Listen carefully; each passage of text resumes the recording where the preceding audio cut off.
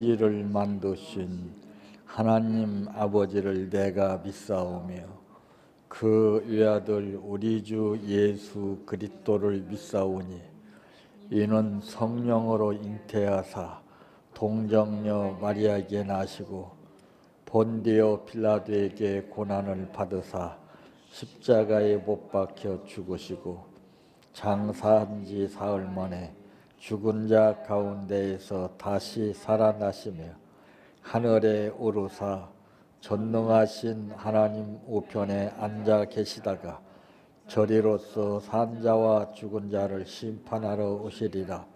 성령을 믿사오며 거룩한 공예와 성도가 서로 교통하는 것과 죄를 사하여 주시는 것과 몸이 다시 사는 것과 영원히 사는 것을 믿사옵나이다. 아멘. 성경 말씀 고린도전서 4장 6절에서 13절 말씀까지입니다.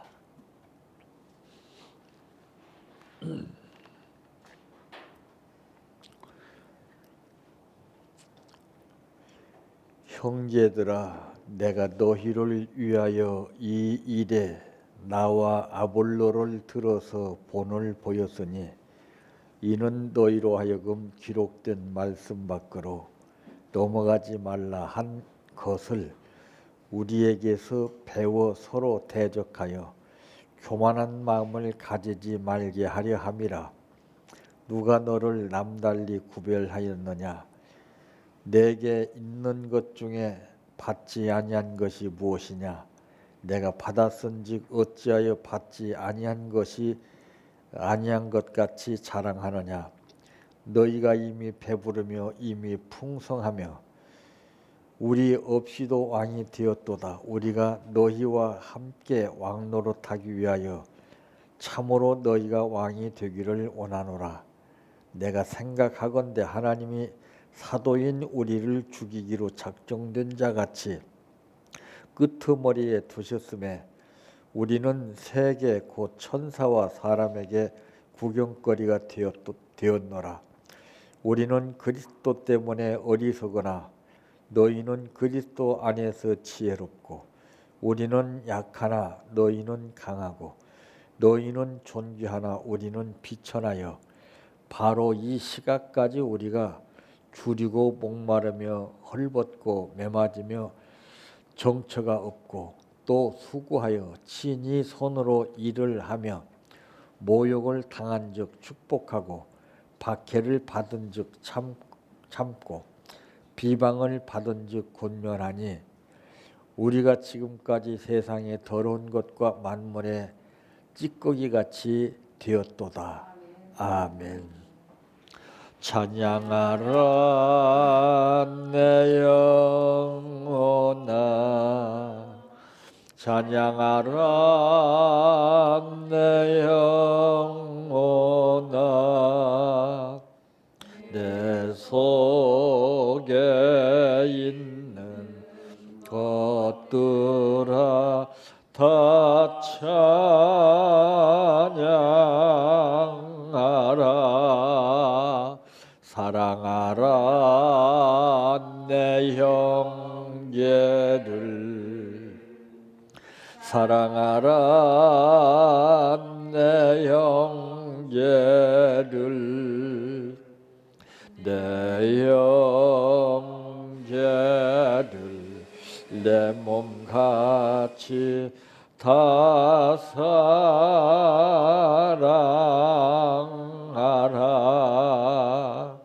감사하라 내 영혼아, 감사하라 내 영혼아,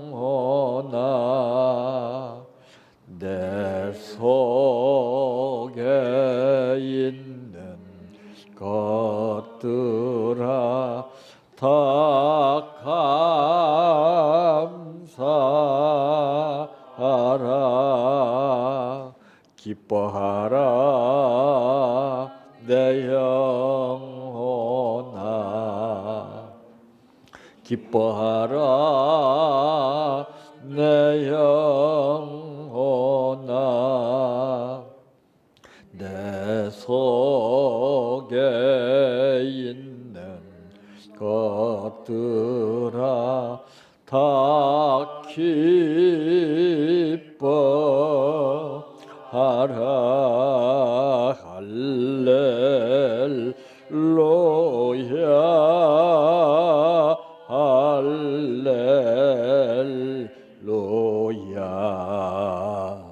할렐루야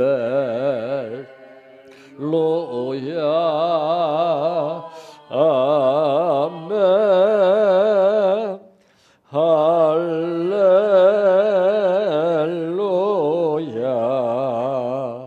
할렐루야 할렐루야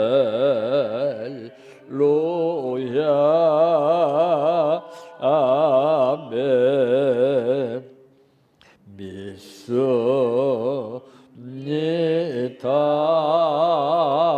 믿습니다 믿습니다 주님 믿습니다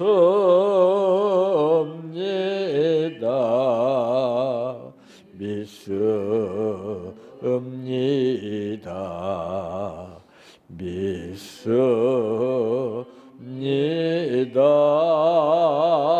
주님 아시지요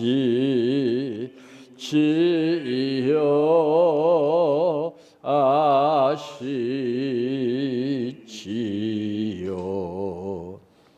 아시지요 주님 아시지요 아시지요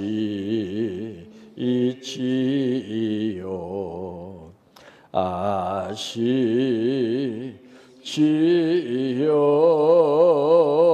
주님 기도드립니다.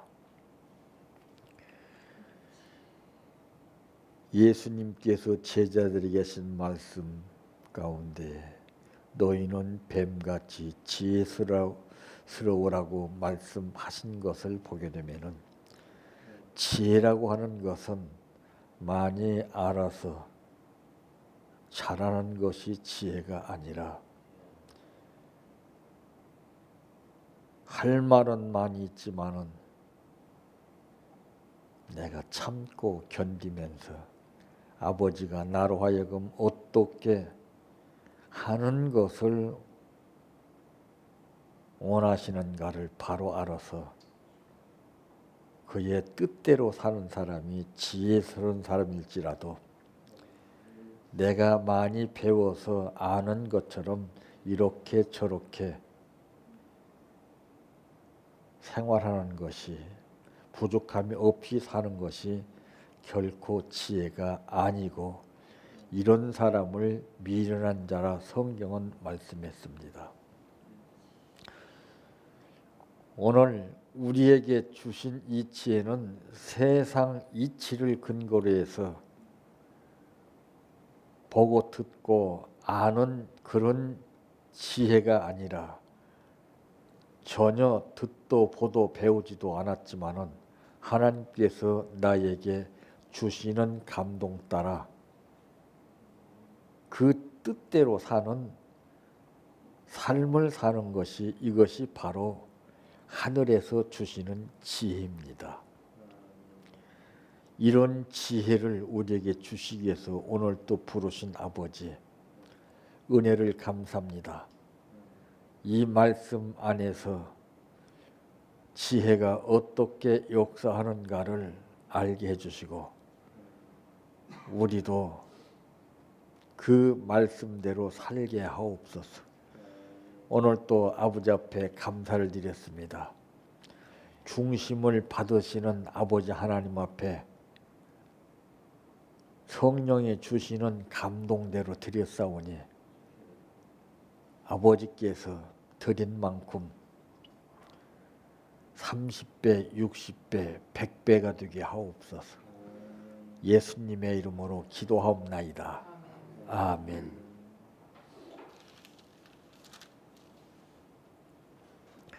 오늘 말씀의 제목은 신앙인의 여러 가지 상태라고 하는 말씀입니다.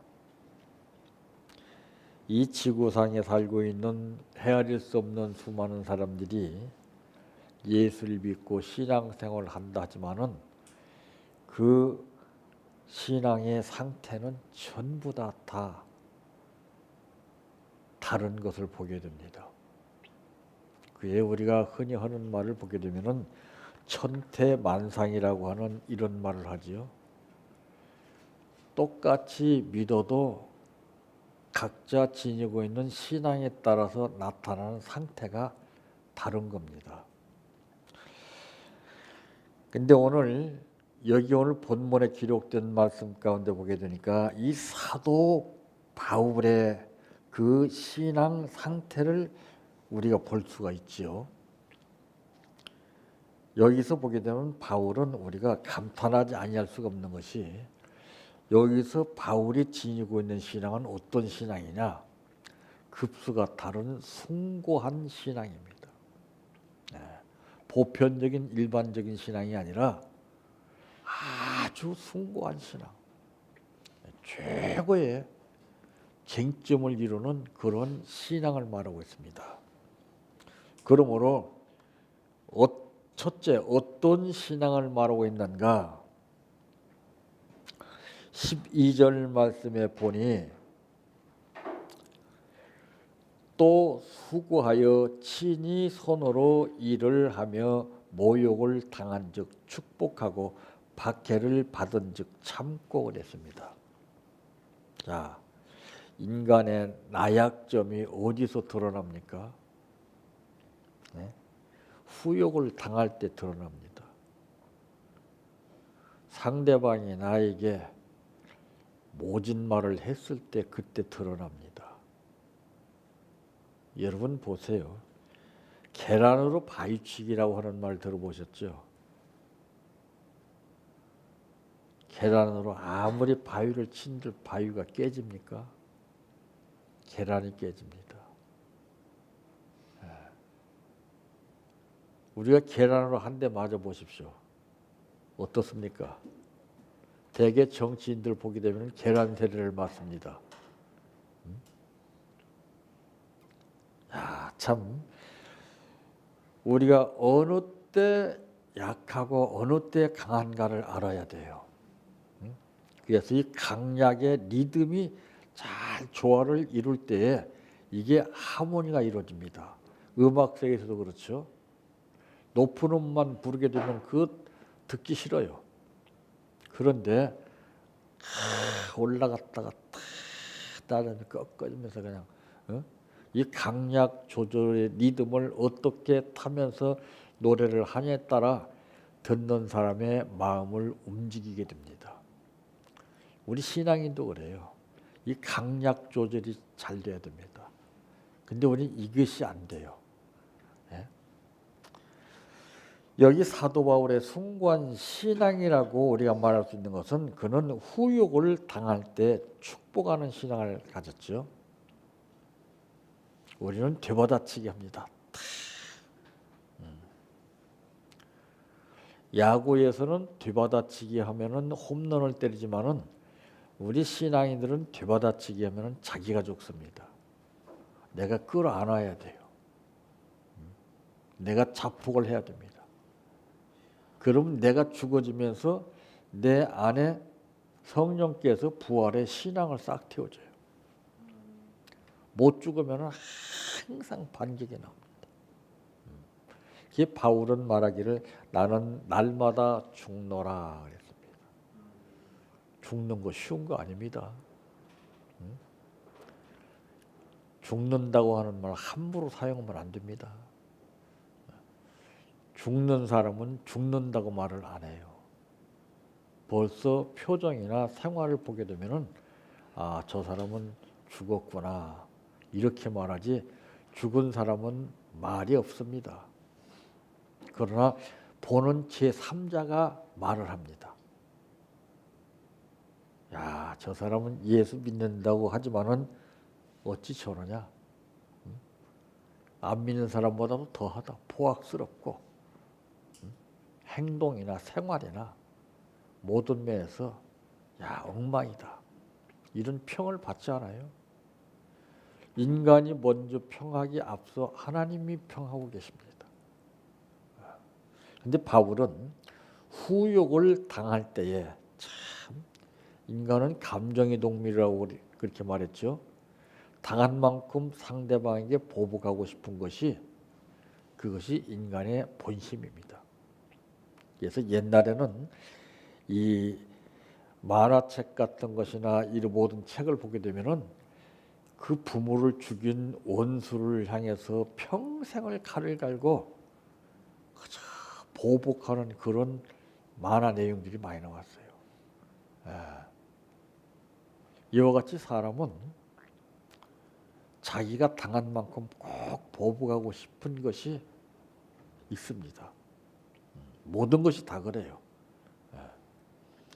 그런데 이렇게 후욕을 당하면서 바울은 상상을 초월하는 생각지도 못했던 축복을 하는 신앙을 가졌어요. 여기서 신앙이 달라지는 거예요. 욕을 당하면서 계속해서 욕설을 받는 상태를 말합니다. 한 번 욕을 받는 것이 아니라 계속 하는 거예요. 계속. 그래도 그러니까 사람은 그 한계점이 있다는 것을 잘 설명한 것이 무엇입니까? 사람은 3번 참으면은 많이 참는다고 하는 말씀입니다. 근데 이건 3번뿐만이 아니에요. 계속적으로 이 모욕적인 그러한 그 정말 참을 수 없는 그 후욕을 계속 받으면서도 거기에 가타부타 하지 아니하고 그 영혼을 불쌍히 여기는 마음으로 주님도 이 땅에 오셔서 나 때문에 욕을 먹고 수많은 어려움을 당하시는데 나 또한 오직하겠는가? 상대방의 감정을 보지 아니하고 내 자신을 더욱더 억제시키고 그 영혼을 불쌍히 여기는 마음으로 성령이 충만했던 사람들의 고통받는 현실 가운데서 나오는 말이 아버지여 저들이 알지 못해서 그럽니다. 저들의 죄를 용서해 주시옵소서. 이게 그냥 사람의 생각으로 그런 말을 할 수 있을 것 같아요. 못합니다. 성령이 붙들어 주셔야 그런 말 하는데 우리는 성령이 붙들지 않은 감정에 붙잡힌 상태에서도 이런 말을 스스럼없이 합니다. 사람은 그 말을 듣고 속습니다. 하나님은 절대 속지 않습니다. 숭고한 신앙인만이 바로 이런 현실 속에서 거기에 가담하지 아니하고 아버지께서 모든 것을 심판하시고 판단하시기 때문에 아버지 앞에서 내가 어떻게 해야 할 것인가를 바로 알아 지혜롭게 욕을 당하면서도 축복하는 신앙을 갖게 되는 겁니다. 이 축복하고 이 말씀에서 이 말은 뭘 말하고 있느냐? 찬양한다는 거예요. 여러분 욕을 먹는데 찬양할 수 있습니까? 못합니다. 욕을 먹는데 축복할 수가 있습니까? 바로 그 이상의 저주가 나가죠. 무서운 저주가 신앙인들의 마음속에서 나와요. 그건 그 사람에게 저주를 하는 것이 아니라 하나님 앞에 하는 겁니다. 왜? 하나님의 자녀에게 한 말이거든요. 한 가정의 예를 들어 볼 때에 그 자녀를 내가 못마땅히 이거 욕을 많이 한다고 생각해 보세요. 그 부모가 기분 좋아하겠습니까? 나하고는 상관이 없는 자식에게 욕을 했지만은 그러나 그 부모는 내 자식이기 때문에 안 좋은 거예요. 하나님도 마찬가지예요.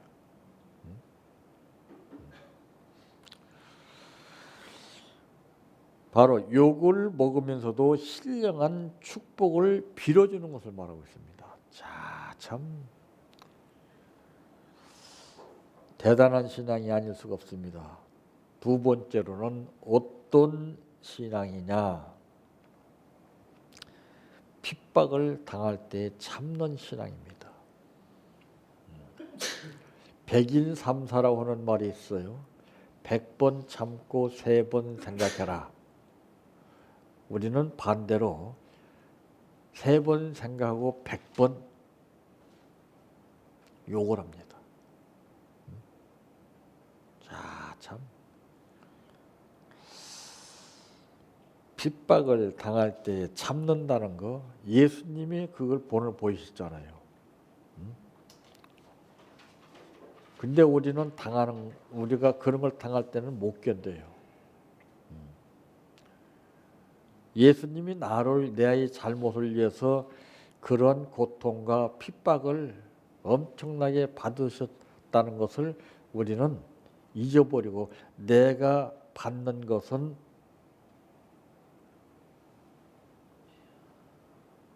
비교될 수 없지만은 그러나 예수님이 당한 그 핍박을 무시해버리고 내가 당하는 이 핍박이 전부인 줄 알아요. 이건 상식적으로 생각해봐도 참 이해가 안 되는 문제입니다. 돈의 액수에 대해서는 기가 막히게 알죠. 1원짜리 가질래 100억짜리 가질래 하면은 1원짜리 가지려고 하는 사람 누가 있겠습니까? 이건 상식입니다. 그거 마찬가지예요. 우리는. 계속적으로 받는 핍박을 뜻하는 동시에 잘 참고 견딘다는 것이죠. 참는다고 능사가 아니에요. 잘 참아야 돼요. 예? 참으면서 구시렁구시렁 그건 참는 게 아닙니다. 그래서 예수님은 한 마리 어린 양이 털깎임을 당하는 것처럼 그대로 반항도 안 하고 순종하셔 참고 견디신 거예요. 우리는 못 참아요. 누가 남이 나에게 삐딱하게 행해봐 그냥 막 퍼즐을 댑니다. 내가 조금 피해를 입어봐요. 그냥 어쩔 줄 모릅니다. 그러니까 우리는 전부 계산 속에서 모든 것이 이루기를 원해요. 계산으로는 안 맞는 거예요. 신앙은. 그것을 초월해야 되는데 초월하지 못하기 때문에 우리는 그 선을 넘지를 못하게 됩니다. 그래서 이 참는 것이 한계가 있어요. 그 급수에 따라서 참고 견디는 것이 다르죠. 이렇게 잘 참을 뿐만 아니라 참은 만큼 견뎌내야 되는 것이죠. 못 견디게 되면은 아무리 잘 참은들 무슨 소용이 있습니까? 1단계는 참는 거예요. 2단계는 견디는 겁니다. 참는 것이 다가 아니죠. 참은 다음에 그 다음에는 견디는 단계에 들어가야 됩니다. 그 다음에는 용서하는 단계로 들어가야 돼요. 3단계. 4단계로는 기쁘게 듣는 겁니다. 그것을 가시적으로 감정적으로 듣지 않고 야, 이만큼 내가 당한 만큼 하나님께서 나에게 어떠한 상급을 분명히 주실 것이라는 것을 믿기 때문에 바울은 그런 사상을 가지고 살았어요. 주먹을 휘두르기로 말하자면 바울을 따라갈 사람이 누가 있어요? 한 방이면 다 날아가는데. 그러나 그는 40에 하나 감아는 태장의 매를 때리던 사람이 맞는다는 걸 보니 이게 신앙이네. 이게 우리는 못 맞잖아요. 이해관계가 분명하기 때문에 조금 손해가 느껴진다 싶으면 그냥 속에서 막 별게 다 나오잖아요.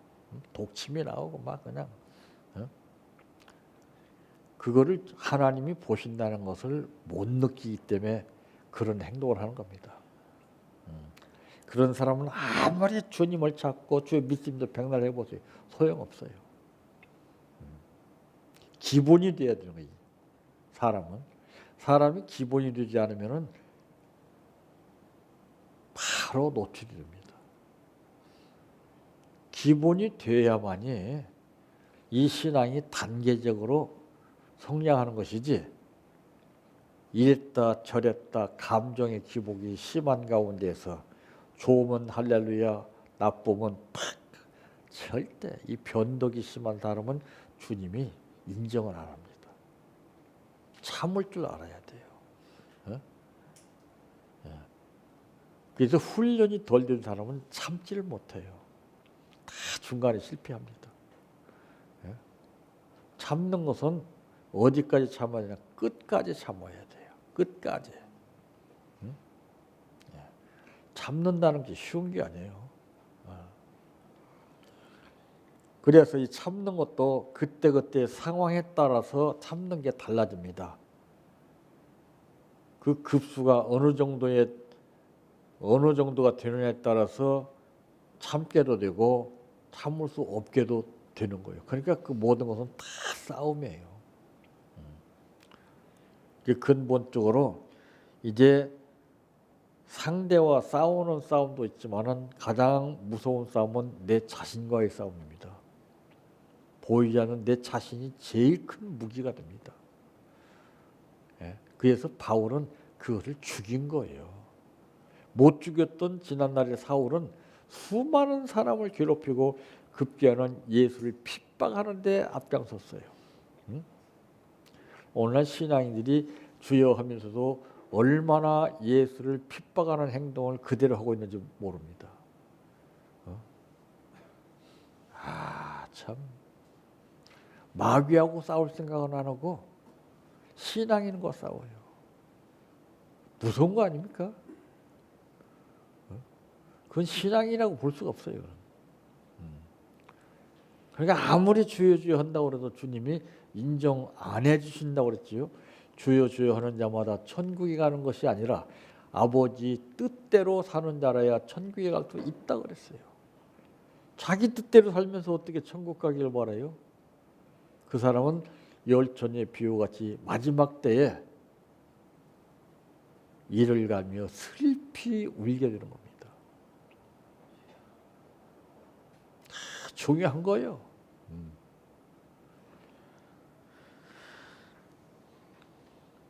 참, 이 인내라고 그러는 것은 이것은 흉내 내거나 연기를 해서 되는 것이 아닙니다.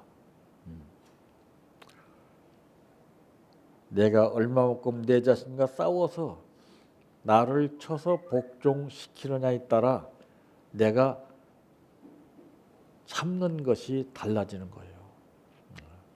참는다고 해서 다 참는 게 아닙니다. 어디서 얼마만큼 참느냐. 베드로가 그 성격에 잘 참았다고 생각이 됐습니다. 그러나 그건 자기 생각이에요. 더 이상 참을 수 없고 견딜 수가 없기 때문에 나는 물고기 잡으러 간다고 해서 예수님을 등지고 떠났습니다. 그때부터 베드로에게 사업의 밤이 시작됐습니다. 아무리 그물을 잘 던져본들 무슨 소용이 있습니까? 아무리 긴 시간 그물을 던지들 무슨 소용이 있어요. 한 마리도 못 잡는데. 육체적으로 피곤한 밤이 아니라 사업적으로 피곤한 밤이었어요. 이렇게 되면 죽을 맛입니다.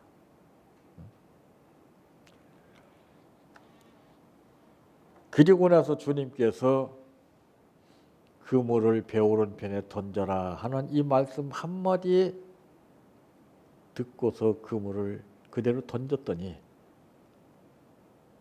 이해될 수 없는 153마리가 잡혔다고 성경이 말씀하고 있어요. 거기서 인생이 바뀌어집니다. 우리가 실패해서 성공하려면 내가 바뀌어지지 않으면 안 돼요. 내 고집, 내 뜻, 내 생각 모든 것 전부 다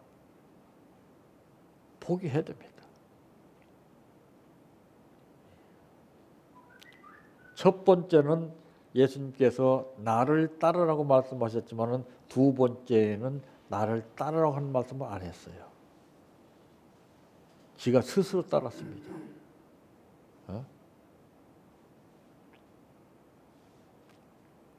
그랬더니 그제서야 예수님께서 또 테스트를 합니다.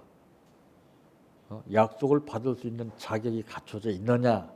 그냥 안 주셔요.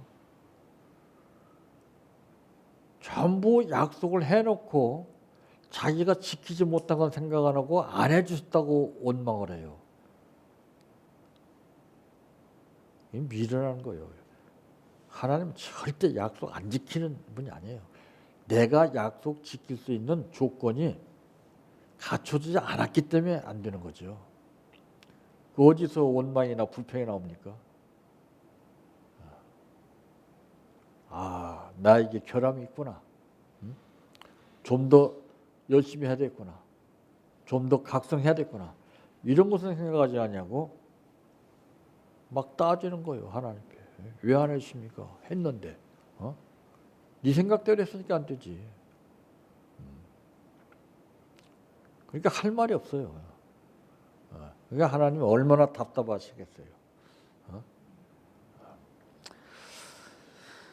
참 바로 이렇게 잘 참고 견디어서 용서하고 기쁘게 이제 듣는다는 뜻으로 인내와 너그름을 말합니다.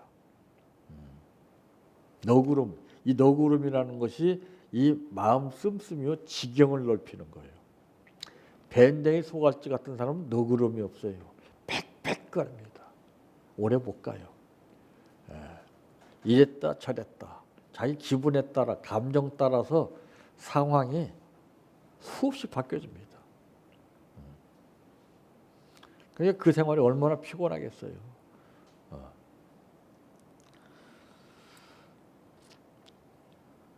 그러므로 오늘 이 말씀 가운데 보게 되니까 참 이 바울의 그 숭고한 신앙심이 대단하다는 것을 이제 말씀하고 있습니다. 우리는 그리스도 때문에 어리석으나 너희는 그리스도 안에서 지혜롭고 우리는 약하나 너희는 강하고 너희는 존귀하나 우리는 비천하여 있습니다. 바로 이 시각까지 우리가 줄이고 목마르며 헐벗고 매맞으며 정처가 없고 또 수고하여 친히 손으로 일을 하며 모욕을 당한 적 축복하고 박해를 받은 적 참고 비방을 받은 적 권면하니 우리가 지금까지 세상의 더러운 것과 만물의 찌꺼기같이 되었도다. 참 누가 이런 생활을 원하는 사람이 누가 있어요? 다 복받고 잘되고 응답받고 은혜받고 이렇게 살려고 하는 사람이 많죠. 그런 사람에게는 절대 그대로 되지 않습니다. 반대로 해야 됩니다. 반대로 바뀌어져야 돼요. 그러니까 뭐가 같으냐면 낡은 주머니를 갖다가서 손을 넣고 다 이렇게 부셔내봐야 끝까지 잘 부셔지지 않아요. 어떻게 해야 되냐? 뒤집어야 돼요. 뒤집어서 탈탈 털어야 돼요. 싹 뒤집어서 털어야 돼요. 싹 뒤바뀌어야 돼요. 그게 아니면 죽어도 안 됩니다. 천하 없는 고집을 부린다 해도 그분은 절대 거기에 말려드는 분이 아닙니다. 어떻게 있으라도 그 사람을 갖다가서 그저 주리를 틀어서라도 바꿔버립니다. 세 번째로 어떤 신앙입니까? 비방을 당할 때에 권면하는 신앙을 가졌어요. 자, 권면. 비방을 받으면서 계속 받는 상태를 말하고 있죠. 이슬비도 오래 맞으면 옷 젖는다고 사람인지라 한 번 듣고 두 번 듣고 하게 되면 자꾸 스며드는 겁니다. 뒤집어지는 거예요. 야, 대단한 거 아닙니까? 예수님이 죽기까지 복종하셨다라고 하는 그 본을 사도 바울은 본받은 거예요. 그래서 바울이 말하기를 내가 주 예수를 본받은 것처럼 너희도 나를 본받는 자 되라 그랬습니다. 신앙인이 문제가 무엇입니까? 자기 행동과 생각과 마음과 생활이 잘못되어 있으면서 말은 그럴싸합니다. 그러니까 안 맞아요. 그 하나님을 남용하는 거예요. 그거. 아무나 성경 말씀 인용한다고 이게 되는 건 줄 압니까? 그거 웃기는 거예요. 내가 모델이 돼야 되죠. 그래서 인간은 전부 다 인간을 대상으로 한 모델을 찾아가요. 다. 이거 부끄러운 삶입니다. 왜 그걸 본받는? 내가 모델이 돼야 되죠. 내가 모델이 안 되면 남이 모델이 되어봐야 다 소용없어요. 그 사람 그 사람의 삶이에요. 그거 아무리 본받고 그 따라 하려고 해보세요. 되나? 내 것이 아니기 때문에 안 돼요. 그 사람 그 사람의 것이에요. 내가 모델이 돼서 바울처럼 나를 본받으라 이게 돼야 되죠. 우리 본받을 점이 뭐가 있습니까? 팩팩거리는 거. 그래서 상대를 안 해버려요. 저는 상대 죽어도 안 합니다. 인정 못 받으면 하나님도 다 인정 안 해줘요. 인정받기 위해서 내가 어떻게 살아야 되느냐. 이 신용사회 아닙니까? 사회에서도 인정 못 받으면 그 사람 대출 못 받아요. 더군다나 하나님 앞에 마찬가지입니다.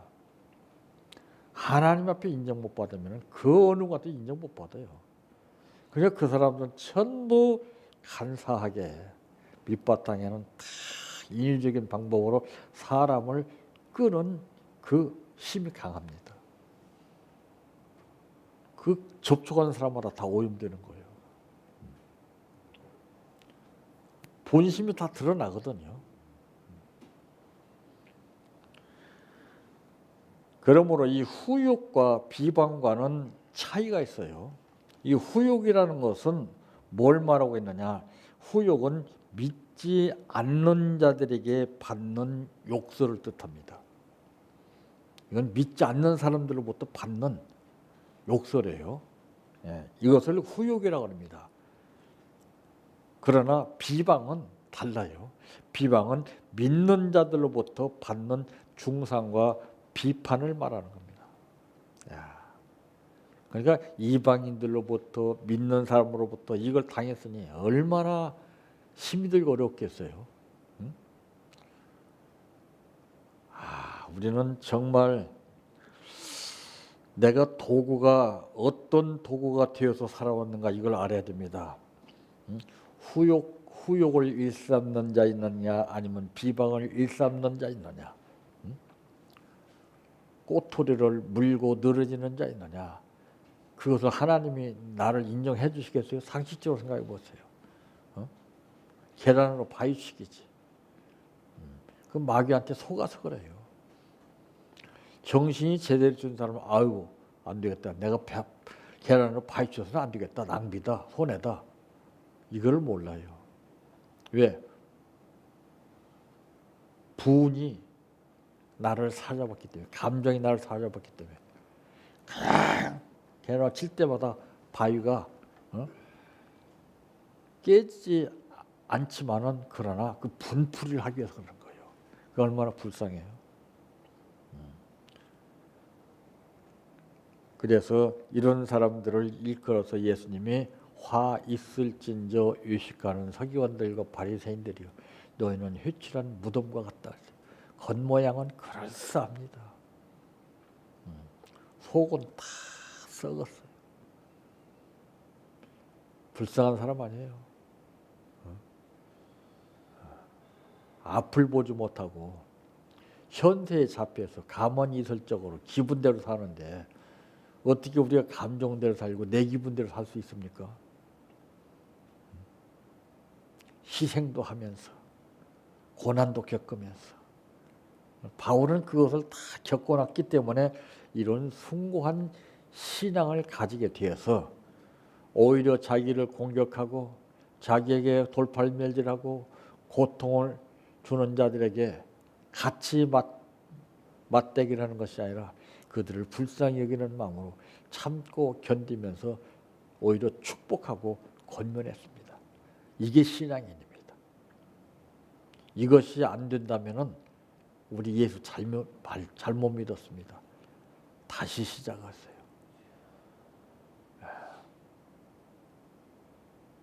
날마다 반복되는 습관적인 생활 속에서 더 이상 속지 말고 남들이 나를 볼 때 바울의 숭고한 신앙을 보는 것처럼 우리도 이런 본이 되는 삶을 사시기를 바랍니다. 내 평생 소원 이것뿐 주의 일 하다가 이 세상 이별하는 날 주 앞에 가리라.